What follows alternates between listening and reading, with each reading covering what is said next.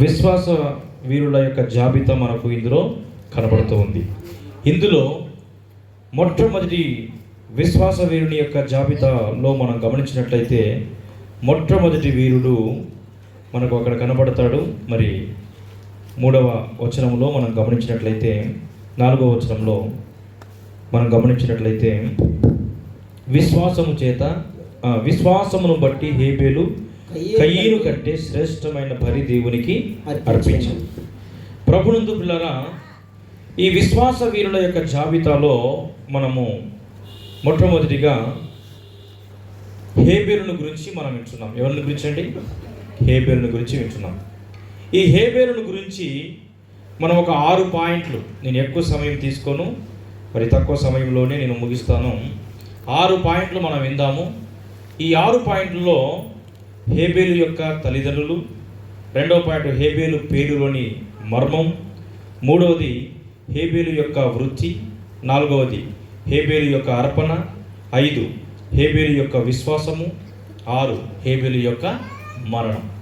ఈ 6 పాయింట్లుగా మనం ఈరోజు తెలుసుకుందాము. ప్రభునందు పిల్లరా, మనం గమనించినట్లయితే మనందరికీ తెలుసు హేబేలు యొక్క తల్లిదండ్రులు బైబిల్ గ్రంథంలో ఆది కాండము 4వ అధ్యాయము 1వ వచనం ఒకసారి మనం చదువుకుందాం. ఆదాము తన భార్య అయిన హవ్వను కూడినప్పుడు ఆమె గర్భవతి అయి కయీనును కని యెహోవా దయ వలన నేను ఒక మనుష్యుని సంపాదించుకున్నాను. నేను తరువాత ఆమె అతని తమ్ముడగు హేబేలును కనెను.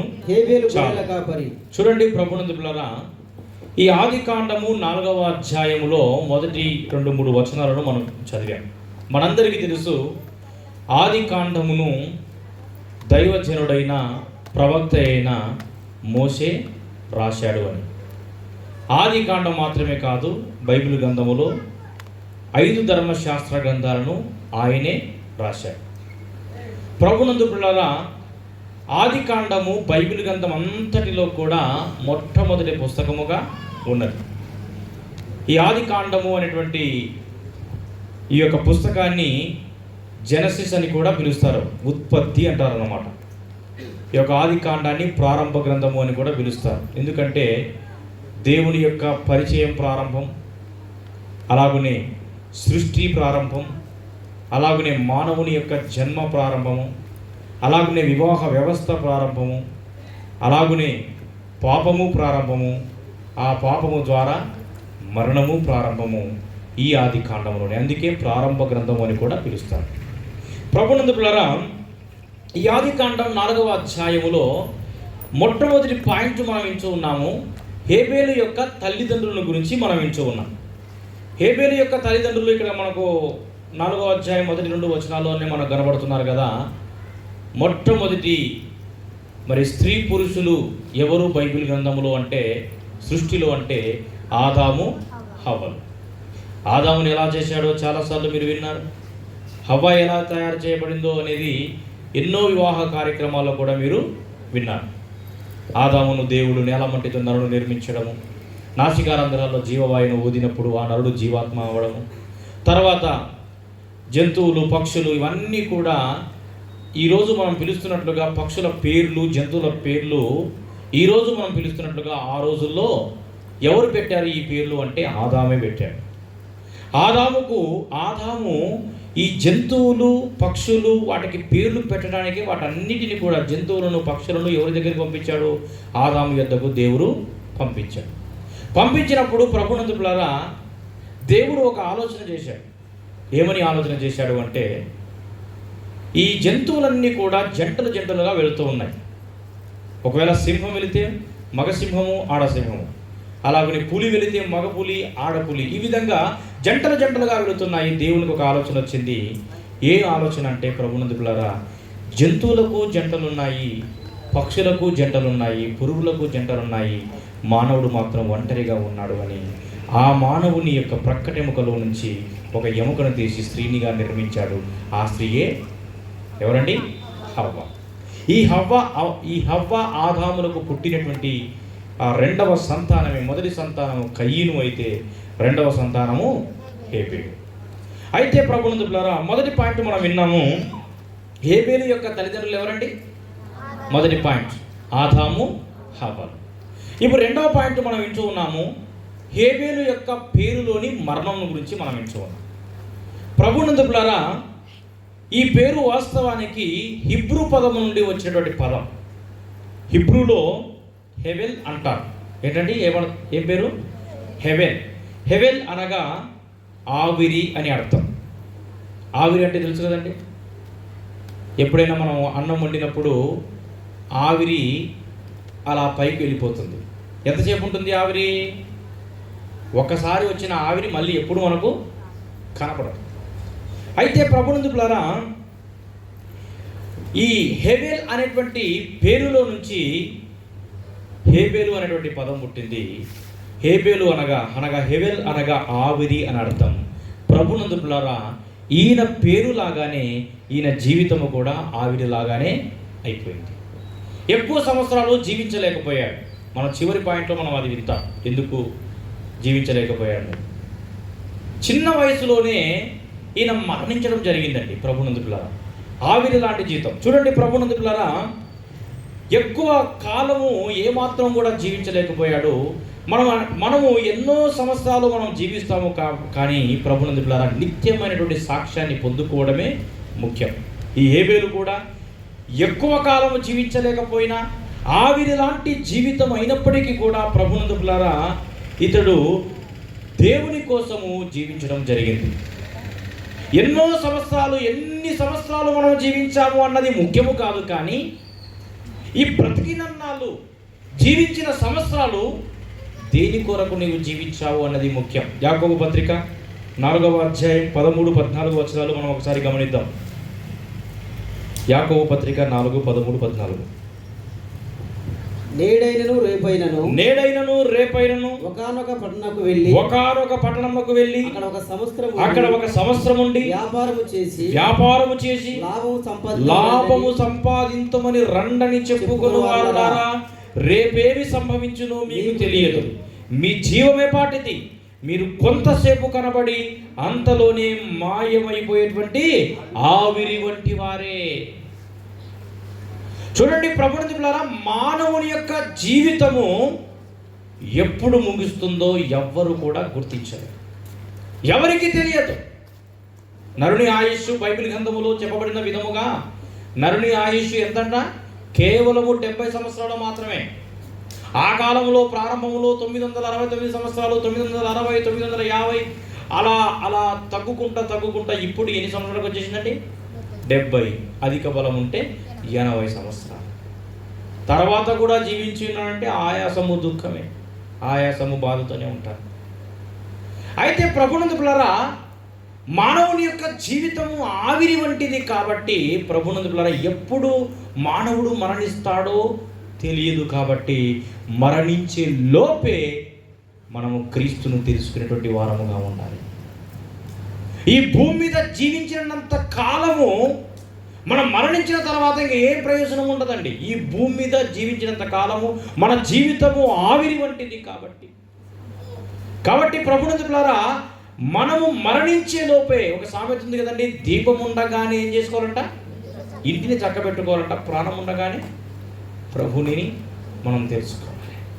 కాబట్టి ప్రభునందు ప్రియులారా, హేబేలు యొక్క పేరుకు అర్థము ఏమని విన్నామండి? మనము ఆవిరి అని మనం విన్నాం. ఇప్పుడు 3వ పాయింట్ మనం వింటున్నాము, హేబేలు యొక్క వృత్తి. చదవండి అక్కడే, అది ఆదికాండము 4వ అధ్యాయంలో, ఆదికాండం 4వ అధ్యాయము 3వ వచనం, 2వ వచనం. తరువాత ఆమె అతని తమ్ముడకు హేబేలును కనెను. హేబేలు గొర్రెల కాపరి. ముందు ఆదాము హవ్వలకు ఎవరు జన్మించారండి? కయీను తర్వాత ఎవరు జన్మించారు? హేబేలు జన్మించారు. ఈ హేబేలు యొక్క వృత్తిని గురించి మనం వింటున్నాం. హేబేలు ఏ వృత్తి చేసేటటువంటి? గొర్రెల కాపరి. చూడండి ప్రభునందు ప్రియులారా, బైబిల్ గ్రంథములో మనం చాలా చోట్ల మనం గమనిస్తాము, దేవునికి ఇష్టలైనటువంటి వారందరూ కూడా చాలా మట్టుకు గొర్రెల కాపరులుగానే ఉన్నారు. మనందరికీ తెలుసు మోసే, అలాగనే మరి దావీదు, యేసుక్రీస్తు ప్రభుల వారు కూడా గొర్రెల కాపరి, అనగా మానవులు అనేటువంటి గొర్రెల కాపరిగా ఉన్నాడు. అయితే ప్రభునందు పిల్లరా, ఈ హేబేలు గొర్రెల కాపరిగా ఉన్నటువంటి ఈ హేబేలు తన మంద కోసం, తెలుసు కదండి, గొర్రెల కాపరుడు తన మంద కోసం ఎన్ని శ్రమలు పడతారు, ఎన్ని ఇబ్బందులు పడతారండి. చలి అని చూడరు, వర్షమని చూడరు. రాత్రికాల సమయంలో చలికి కూడా అలాగునే అడవిలో జీవిస్తారు. తమ మంద కోసము ఆ అడవిలో జీవిస్తున్నప్పుడు తమ మంద కోసము తోడేలు రావచ్చు, ఇంకేవైనా జంతువులు రావచ్చు, అయినప్పటికీ కూడా ఎంతో ప్రయాసతో ఉంటారండి. ఈ హేబేలు యొక్క వృత్తి కూడా అటువంటిదే. గొర్రెల కాపరిగా ఉన్నాడు, మంద కోసము తమ ప్రాణం పెట్టేటువంటి వాడిగా ఉన్నాడు. యేసుక్రీస్తు ప్రభుల వారు కూడా గొర్రెల కాపరిగా పోల్చడం జరిగింది బైబిల్ గ్రంథంలో. అలాగున ప్రభునందులారా, ఇతని యొక్క వృత్తి ఏమని మనం విన్నాము? హేబేలు యొక్క వృత్తి గొర్రెల కాపరి. ఇప్పుడు మనము 4వ పాయింట్లోకి మనం వెళ్దాము. 4వ పాయింట్ అండి, ఏమని విన్నామని మనము? హేబేలు యొక్క అర్పణ. 4వ వచనం, హేబేలు కూడా తన మందలో తొలిచూలున పుట్టిన వాటిలో క్రొవ్విన వాటిని కొన్ని తెచ్చెను. యెహోవా హేబేలును చాలు చూడండి ప్రభునందు పిల్లారా, ఇక్కడ మనం వింటూ ఉన్నాము హేబేలు యొక్క అర్పణ. అంతకుముందే కయీను అర్పణ పైనే రాయబడింది. కయీను అంటే తన అన్న ఏం చేసేవాడు? పొలము పంటలో కొంత యెహోవాకు అర్పణగా తెచ్చాడు. హేబేలు కూడా ఏం చేశాడంటే దేవునికి అర్పణ తేవడానికై ఏం చేశాడండి? తన మందలో తొలిచూలు వాటిని, చూడండి మళ్ళీ చదవనమాట, తన హేబేలు కూడా తన మందలో తొలిచూలున పుట్టిన వాటిలో. ఇక్కడ మనం కన్ఫ్యూజ్ కాకూడదు. హేబేలు కూడా తన మందలో తొలిచూలున పుట్టిన వాటిని, అంటే హేబేలు కూడా అని ఎందుకు రాయబడింది? బహుశా కయీను కూడా తన మందలో తొలిచూలున పుట్టినటువంటి వాటిని తీసుకొచ్చాడని డౌట్ రావచ్చు. అయితే కయీను అర్పణ అర్పించాడు, హేబేలు అర్పణ అర్పించాడు. అయితే కయీను అర్పణ అర్పించినట్లుగానే హేబేలు కూడా అర్పణ అర్పించాడు అని రాయబడిందే కానీ కయీను అర్పణ వేరే, హేబేలు యొక్క అర్పణ వేరే. కయీను జీవము లేని వాటిని తీసుకొచ్చాడు, హేబేలు జీవమున్న వాటిని దేవునికి అర్పణగా ఇచ్చాడు. అయితే కయీను తన పొలములో కొంత అర్పణ అర్పించాడు. అయితే హేబేలు ఏం చేశాడండి? తన మందలో తొలిచూలున పుట్టిన వాటిని, ఏంటండి, తన మందలో తొలిచూలున పుట్టిన వాటిలో క్రొవ్విన వాటిని కొన్ని తెచ్చాను. క్రొవ్విన వాటిని ఎటువంటి అర్పణ అర్పించాడండి? చూడండి ప్రభునందులారా, దేవునికి అర్పణ అర్పించేటువంటి విషయంలో ఎంత శ్రేష్టమైనటువంటి అర్పణ అర్పించారండి. దేవుని కంటే ఏది ఎక్కువ కాదనుకున్నాడు. తనకున్న వాటిలో బలిష్టమైన వాటిని, క్రొవ్విన వాటిని అంటే బలమైన వాటిని, తొలిచూలున పుట్టిన వాటిని. అయితే ప్రభునందులారా, తనకున్న వాటిలో అత్యుత్తమైనది, తనకున్న వాటిలో మొదటిది దేవునికి ఇచ్చాడు. కయీను అర్పణ అర్పించాడు, పొలములో కొంత తీసుకొని వచ్చాడు. అయితే ఇతనైతే తొలిచూలున పుట్టిన వాటిని ప్రభునందులారా దేవునికి ఇచ్చినట్లుగా మనం చూస్తున్నాము. దేవునికి ఇచ్చేటువంటి విషయంలో ప్రథమ స్థానముగా ఎంచుకున్నాడండి ప్రభునందులారా. దేవునికి ఇచ్చేటువంటి వాటిలో దేవునికి ప్రథమ స్థానము ఇచ్చే గుణము మనకు హేబేల్లో కనబడుతూ ఉంది. చూడండి ప్రభునందులారా, ఒకసారి మనము కీర్తన గ్రంథం 50 అధ్యాయం 12-13 వచనాలు మనం చదువుకుందాం.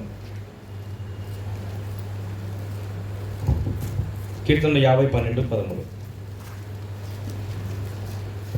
లోకమును దాని పరిపూర్ణతయు నావే నేను కలిగి ఆకలి కొనినను నీతో చెప్పను. వృషభముల మాంసము నేను తిందునా, పొట్టేల రక్తము త్రాగుదునా, దేవునికి స్తుతి యాగము చేయుము అని రాయబడింది ఇక్కడ. చూడండి ప్రభునందు ప్రియులారా, హేబేలు అర్పణ అర్పించాడు, కానీ మరి ఎవరి అర్పణను దేవుడు అంగీకరించాడు? 4వ అధ్యాయంలోనే మనం గమనిస్తే హేబేలు అర్పణను మొదటిగా కయీను అర్పణను చదవండి అన్నమాట. ఆది కాండంలో కయీనును చూడండి, కయీను యొక్క అర్పణను దేవుడు లక్ష్య పెట్టలేదండి. ఎందుకంటే ప్రభునందు ప్రియులారా, కయీను శ్రేష్టమైన అర్పణ దేవునికి ఇవ్వలేదు. అంతకంటే ముఖ్యముగా కయీను యొక్క స్వభావాన్ని కూడా దేవుడు నేర్చుకోలేదండి. కయీను యొక్క స్వభావం కూడా దుష్ట స్వభావము. అతను తెచ్చిన అర్పణే కాదు, మొట్టమొదటిగా అతన్నే లక్ష్య పెట్టలేదు. కయ్యూనునే లక్ష్య పెట్టకపోయినప్పుడు మరి కయ్యూను తెచ్చిన అర్పణ ఎలా లక్ష్య పెడతాడు? కయ్యూన్నే లక్ష్య పెట్టలేదు, కయ్యూను అర్పణను కూడా లక్ష్య పెట్టలేదు. కానీ ప్రభునందు ప్రియులారా, 50వ కీర్తనలో మనం చదివాం కదా, వాస్తవానికి ఆయన ఏమంటున్నాడు? నేను వృషభంలో మాంసము నిన్ను తింటున్నా, పొట్టేల రక్తము నిన్ను త్రాగుతున్నా అని అంటున్నాడు. ఆయనేం బలి కోరడండి.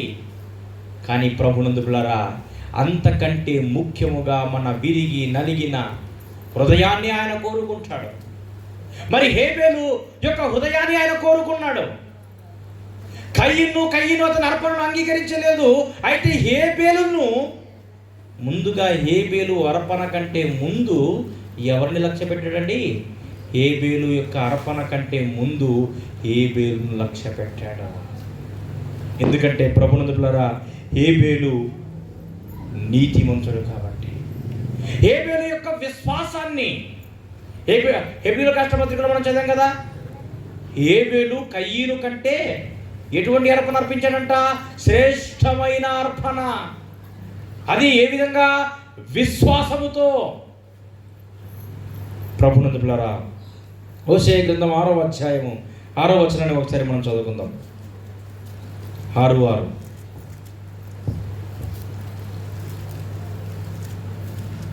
చదవండి. నేను బలిని కోరను గాని కనికరమునే కోరుచున్నాను. బలిని కోరను గాని ఏం కోరుతాడంట ఆయన? కనికరమునే కోరుచున్నాను అంటూ ఉన్నాడు. ఆయన బలిని కోరేటువంటి వాడు కాదండి, ఆయన కేవలము కనికరమును మాత్రమే కోరుచున్నవాడు. ఆయన మూగ జీవాలని బలి చేయమని కోరేటువంటి వ్యక్తి కాదు. అయితే ప్రభునందు ప్రియులారా, అలా ఆలోచన చేస్తే అబ్రహాము తన కుమారుణ్ణే బలి ఇవ్వమని కోరాడు. హెబ్రీయుల రాష్ట్రపత్రిక 11వ అధ్యాయం 17వ వచనంలో ఒక మాట రాయబడింది. ఆ మాట చదవండి. హెబ్రీయుల రాష్ట్రపత్రిక 11:17. అబ్రహాము శోధింపబడి విశ్వాసమును బట్టి ఇస్సాకును బలిగా అర్పించెను అని రాయబడింది స్పష్టంగా. అబ్రహాము విశ్వాసముతో ఇస్సాకును ఏం చేశాడండి? శోధింపబడి ఇస్సాకునే బలి అర్పించాడంట. మరి బలి అర్పించాడా? ఆది కాండంలో అలాగే రాయబడిందా బలి అర్పించినట్లుగా? ఇస్సాకును బలి అర్పించకపోయినప్పటికీ కూడా ప్రభునందు ప్రియులారా, ఎప్పుడైతే అబ్రహామును శోధించాడో, ఎప్పుడైతే అబ్రహాముతో అబ్రహామా నీకు ఒక్కగానొక్క కుమారుణ్ణి, ఏకైక కుమారుని నాకు బలి చేయమని ఎప్పుడైతే కోరాడో, ఆయన అడిగినప్పుడే బలి చేశాడంటే. ఎప్పుడైతే దేవుడు చెప్పాడో చెప్పిన వెంటనే బలి ఇచ్చేశాడు. అంటే మాటల్లోనే బలి ఇచ్చేశాడు. తర్వాత తీసుకెళ్ళాడు పర్వతం మీదికి, కర్రలు పేర్చాడు. మనందరికీ తెలుసు, కర్రలు పేర్చాడు. అయితే ఇస్సాకుని వాటి మీద పడుకోబెట్టాడు. నిప్పుని కత్తిని చేత పట్టుకున్నాడు. వెంటనే ఏం చేశాడండి? ఒక పొట్టేలుని చూపించడం జరిగింది.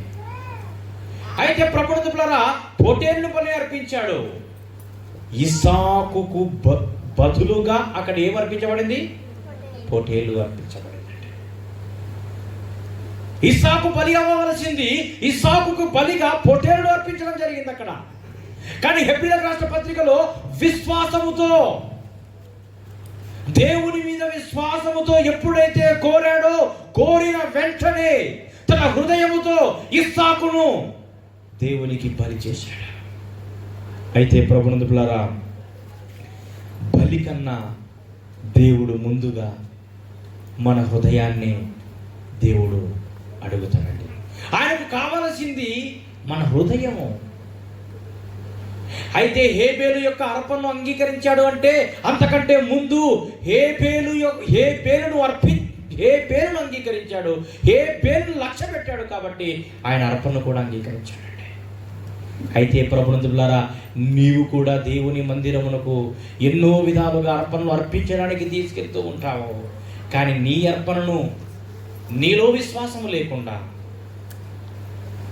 నీలో నీతి లేకుండా నీవు దేవునికి ఎంత అర్పణ అర్పించాలని ప్రయత్నం చేసినా కూడా దేవుడు అంగీకరించాడండి. ఆయన లక్ష్య పెట్టడండి. హేబేలు లాంటి విశ్వాసం ఒకవేళ నీలో ఉన్నట్లయితే, కయీను లాంటి క్రూరత్వం నీలో ఉన్నప్పుడు, కయీను లాంటి అవినీతిమంతం నీలో ఉంటే నువ్వు ఎటువంటి అర్పణ అర్పించినా కూడా ఆయన అంగీకరించాడు. కానీ హేబేలు లాంటి విశ్వాసము, హేబేలు లాంటి నమ్మకము, హేబేలు లాంటి నీతి నీలో ఉన్నట్లయితే ఆయన నీ యొక్క అర్పణను ఆయన అంగీకరిస్తాడు. చూడండి ప్రభునందులారా, బైబిల్ గ్రంథంలో దాదాపుగా 5 రకాల బలులు ఉన్నాయి. దహన బలి, అలాగనే జ్ఞానార్పణ బలి, సమాధాన బలి, పాప పరిహారార్థ బలి, అపరాధ పరిహారార్థ బలి అని. అయితే ప్రభునందులారా, జంతువుల్ని పూర్తిగా దేవునికి అర్పించి దహనం చేసేటువంటి వారు ఆ కాలంలో దాన్ని దహన బలి అంటారు. అలాగనే దేవునితో సమాధానము కలిగి ఉండడానికై కృతజ్ఞతతో ఏం చేస్తారంటే సమాధాన బలిని అర్పించేటువంటి వారు. అలాగనే దేవునితో ప్రభునందులారా, వారి మానవులు చేసేటువంటి పాపాల నిమిత్తమై ప్రాయశ్చిత్తం పొందాలి అంటే ప్రాయశ్చిత్త బలిని అర్పించేటువంటి వారు ఆ కాలంలో. ప్రాయశ్చిత్తము పొందుట నిమిత్తమై కృతజ్ఞతగా ధ్యానార్పణ బలి అని కృతజ్ఞతతో వస్తు రూపంలో కూడా దేవునికి అర్పణను అర్పించేటువంటి వారు ఆ కాలంలో. అయితే ప్రభునందులారా, అపరాధ పరిహారార్థ బలిగా తప్పులు చేసేటువంటి వారు, అపరాధాలు జరిగినప్పుడు పరిహారముగా అపరాధ బలిని అర్పించేటువంటి వారు.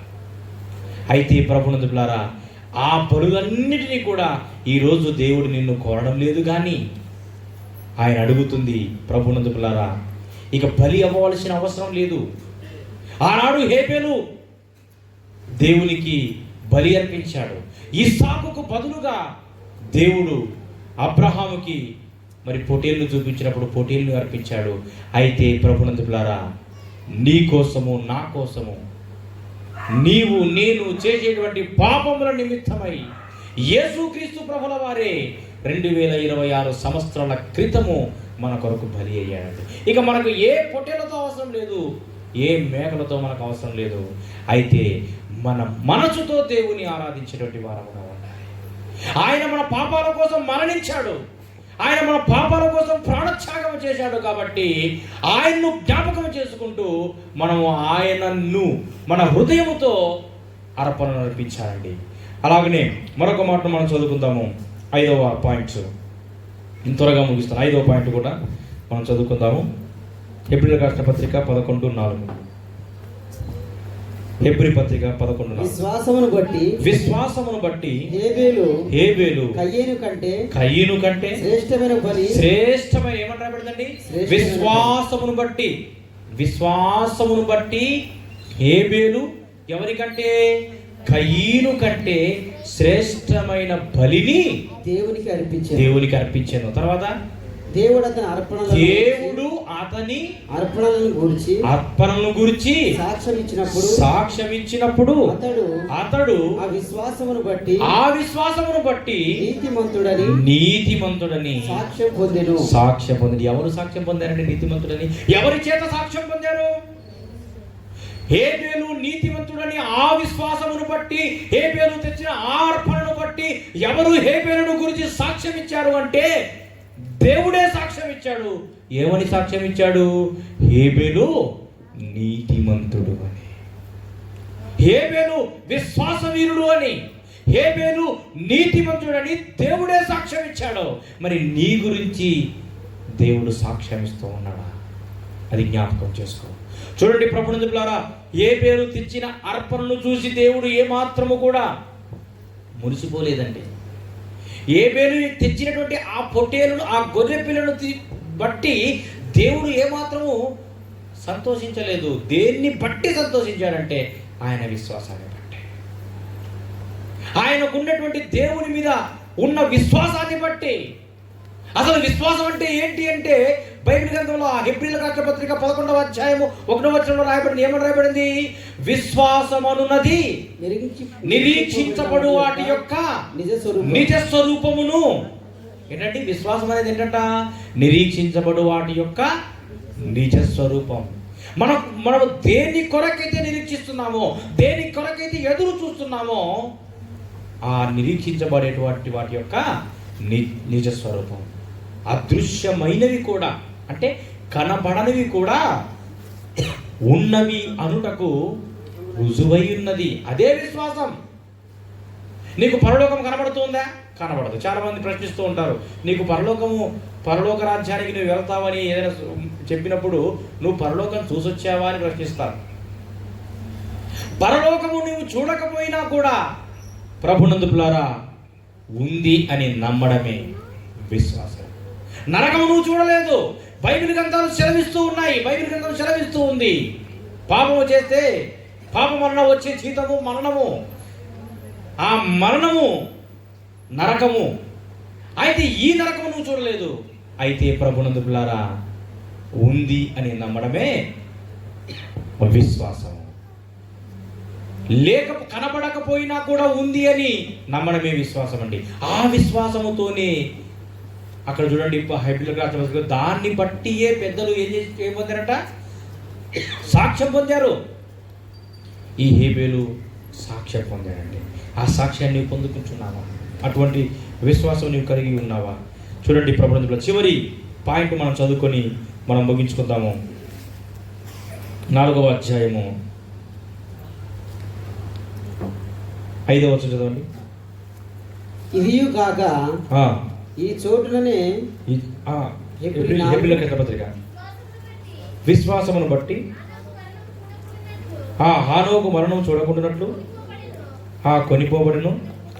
హానోకు గురించి కాదు, పైన 4వ వచనం చదవండి. విశ్వాసమును బట్టి హేబేలు కయీను కంటే శ్రేష్టమైన బలి దేవునికి అర్పించాడు. ఇప్పుడు కయీను అంగీకరించలేదు కాబట్టి హేబేలు అంగీకరించాడు. ఇప్పుడు 6వ పాయింట్లోకి మనం వెళ్తున్నాము. హేబేలు యొక్క మరణం. ఎందుకు ఆయన మరణించాడు అంటే ఈ 4వ వచనంలో మనం చదివాము, విశ్వాసమును బట్టి హేబేలు కయీను కంటే శ్రేష్టమైన బలిని అర్పించాడు. ఇప్పుడు ఆదికాండము 4వ అధ్యాయము 3వ వచనం చదువుకొని మనం ముగించుకుందాం. ఆదికాండం 4:3. కొంతకాలమైన తర్వాత కయీను పొలము పంటలో కొంత యెహోవాకు అర్పణగా తెచ్చెను. హేబేలు కూడా తన మందలో తొలిచున్న పుట్టిన వాటిలో క్రొవ్విన వాటిని కొన్ని తెచ్చెను. యెహోవా హేబేలును అతని అర్పణను లక్ష్య పెట్టెను, కయీను అతని అర్పణను ఆయన లక్ష్య పెట్టలేదు. 5వ వచనం మళ్ళీ చదువుకుందాం. 6వ పాయింట్ మనం వింటున్నాం, హేబేలు యొక్క మరణం, ఎలా మరణించాడన్నది. కయీనును అతని అర్పణను ఆయన అంటే ఎవరండి? దేవుడు. కయీనును లక్ష్య పెట్టలేదు, ఆయన అర్పణను లక్ష్య పెట్టలేదు. కాబట్టి కయీనుకు ఏమొచ్చిందంట? మిక్కిలి కోపం వచ్చింది. ఎందుకు కోపం వచ్చింది? హేబేలు యొక్క అర్పణ అంగీకరించాడు దేవుడు, నా అర్పణను ఏమాత్రం కూడా లక్ష్య పెట్టలేదు. కాబట్టి కయీనుకు మిక్కిలి కోపం వచ్చి, ఎవరి మీద కోపం వచ్చింది? ఎవరి మీద కోపం వచ్చిందండి? మిక్కిలి కోపం వచ్చి, చదవండి అన్నమాట. అతడు తన ముఖము చిన్నబుచ్చుకొనగా, ముఖాన్ని చిన్నబుచ్చుకున్నాడు. అప్పుడప్పుడు మనం కూడా ముఖాన్ని ఏం చేస్తుంటామండి? చిన్నబుచ్చుకుంటాము ప్రతి దానికి. చూడండి ప్రభునందులారా, ఇక్కడ మనం గమనించినట్లయితే హేబేలును అతని అర్పణను లక్ష్య పెట్టాడు, తన అర్పణను లక్ష్య పెట్టలేదు. కాబట్టి ముఖము చిన్నబుచ్చుకొనగా దేవుడు మాట్లాడుతున్నాడు కయీనుతో. చదవండి. యెహోవా కయీనుతో నీకు కోపమేలా, ముఖము చిన్నబుచ్చుకొని ఉన్నావు? నీవెందుకు కోపడుతున్నావు? నీవెందుకు ముఖము చిన్నబుచ్చుకొని ఉన్నావు? నీవు సత్క్రియ చేసిన ఎడల తలనెత్తుకొనవా? నిజముగా నీవు సత్యమైన క్రియ చేసి ఉంటే నీవు తలనెత్తుకొనవా? సత్క్రియ చేయలేదు కాబట్టి నీ ముఖము చిన్న బుచ్చుకుని ఉన్నావు. అలాగనే చదవండి అక్కడే, సత్క్రియ చేయని ఎడల వాకిట పాపము పొంచి ఉన్నావు. చూడండి ప్రభునందులారా, సత్క్రియ అనేది చేయకపోతే మన వాకిటే పాపము పొంచి ఉంటుంది. ఏ వాకిట? ఇంటి వాకిట కాదు, మన హృదయం అనేటువంటి వాకిట. సత్క్రియను చేయకపోతే మన హృదయం అనేటువంటి వాకిట పాపం పొంచి ఉంటుంది. ఎప్పుడు హృదయంలోకి వెళదాను, ఎప్పుడు హృదయంలో పాపాన్ని రేకెత్తిస్తాను, పాపాన్ని ప్రేరేపిస్తాను. బైబిల్ గ్రంథంలో హృదయం గురించి ఒక మాట రాయబడింది. ఇర్మియా గ్రంథంలో ఏమని రాయబడిందండి? హృదయము అన్నిటికంటే ఏంటంట? మోసకరమైనది అంట. హృదయం అన్నిటికంటే మోసకరమైనది. ఇంకేంటంట? ఘోరమైన వ్యాధి కలది. ఈ హృదయముతోనే మనం అనేకమైనటువంటి పాపాలు చేస్తూ ఉంటాం. ఈ హృదయముతోనే అసత్యమైన క్రియలు చేస్తూ ఉంటాము. ఈ హృదయముతోనే అన్యాయమైన క్రియలు చేస్తూ ఉంటాము. ఎందుకంటే హృదయము ఘోరమైన వ్యాధి కలది. హృదయము వాకిట పాపం పొంచి ఉండును, నీ ఎడల దానికి వాంఛ కలుగును. నీ ఎడల దానికి దేనికి? పాపానికి కోరిక కలుగును, నీవు దాన్ని ఏలవలెను అని అంటూ ఉన్న సమయంలో 8వ వచనం, కయీను తన తమ్ముడైన హేబేలుతో మాట్లాడెను. వారు పొలములో ఉన్నప్పుడు కయీను తన తమ్ముడైన హేబేలు మీద పడి అతన్ని చంపాడు. సొంత అన్న ఎవరిని చంపాడండి? తమ్ముడిని చంపేశాడండి. ఎందుకు చంపాడో మనం విన్నాం కదా. దేవుడు ఇతని మెచ్చుకోలేదంట, తమ్ముడిని మెచ్చుకున్నాడంట. ప్రతి కుటుంబంలో ఈ గొడవలు సామాన్యంగా జరుగుతూ ఉంటాయి కదా. ప్రతి కుటుంబంలో కూడా తమ్ముడినే తల్లిదండ్రులు ఎక్కువగా ప్రేమిస్తే అన్నకు కోపం, అన్ననే ఎక్కువగా ప్రేమిస్తే తమ్మునికి కోపం. అయితే ప్రభునందు బిడ్డలారా, మొట్టమొదటిగా ఆది కాండము చెప్పాను, ప్రారంభ గ్రంథము అని. వేటికి ప్రారంభమైనది అని విన్నాం. అందులో మొట్టమొదటి పాపము ప్రారంభమైంది ఆదాము అవ్వల తర్వాత. ఆదాము అవ్వలు పళ్ళు తిని పాపం కొని తెచ్చుకున్నారు. హత్య ప్రారంభమైంది, నరహత్య ప్రారంభమైంది. ఒక మనిషి మరొక మనిషిని చంపేది ప్రారంభమైంది ఆది కాండములో. హేబేలుతో మాట్లాడుతూ కయీను తను ముఖము చిన్న పుచ్చుకొని హేబేలును చూస్తూ జీర్ణించుకోలేక ఇతని అర్పణని అంగీకరించాడు. ఇతన్నే లక్ష్య పెట్టాడు. నన్ను లక్ష్య పెట్టలేదు, నన్ను అంగీకరించలేదు అని, నా అర్పణను అంగీకరించలేదు అని సొంత తమ్ముని చంపేశాడు. ఎంత దారుణం అంటే, చనిపోయిన తర్వాత కూడా ప్రభునందుకులరా హేబేలు యొక్క రక్తము దేవునికి మొర్రపెట్టింది. అంతటి విశ్వాసం అండి హేబేలులో ఉన్న విశ్వాసం. కయీను కోసము, కయీను బ్రతకడం కోసము ఎవరు బలి అయ్యారండి? ఎవరు బలి అయ్యారండి? హేబేలు బలి అయ్యాడు. ఇస్సాకు బ్రతకడం కోసము ఆనాడు ఏమి బలి అయినదండి? పొటేలు బలి అయినది. నీవు బ్రతకడం కోసము, నీవు మరణించిన తర్వాత నరకము అనేటువంటి శిక్షకు పాత్రులు కాకుండా, ఆ నరకానికి వెళ్ళకుండా నీవు యుగ యుగాలు జీవించాలి అని ప్రభునందులారా నీ కోసము నా కోసము ఆనాడు కయ్యూను కోసం హేబేలు ఎలా బలి అయ్యాడో, ఇస్సాకు కోసం గొర్రెపిల్ల ఏ విధంగా బలి అయినదో, నీ కోసము నా కోసము నీవు నేను చేసేటువంటి పాపములకు మనము మరణానికి పాత్రలు కాకుండా మనమందరము నిత్య జీవానికి, మరణము లేని వారిగా జీవించడం నిమిత్తమై యేసుక్రీస్తు ప్రభుల వారు మన కొరకు ఈ లోక భారాన్ని ఆయన తలపైన, ఈ లోక పాపమును ఆయన వీపు పైన, ఇదిగో నీవు నేను చేసేటువంటి పాపములన్నీ కూడా ఆయన కాళ్ళల్లో చేతుల్లో మెరేకులై గుచ్చాయండి. నడి వీధుల్లో నడి బజారులో ఆయన సిలువను మోస్తూ ఉన్నాడు. సిలువలో వేలాడదీయబడ్డాడు ఆయన మన కొరకు, మన పాపాల కొరకు, మన పాపాల కొరకు రక్తాన్ని చిందించాడండి. ప్రభునందులారా ఈ వాక్యాన్ని వింటున్న నీవు, యేసుక్రీస్తు ప్రభుల వారు మన కొరకు బలి అయ్యాడు అన్న సంగతిని నువ్వు మర్చిపోవాలి. మన కొరకు ఆయన మరణించాడు, సమాధి చేయబడ్డాడు, పునరుద్ధానుడయ్యాడు, ఆరోహణమయ్యాడు. ఇక రెండవ రాకడలో నీ కోసము నా కోసము ఆయన రాబోతూ ఉన్నాడు.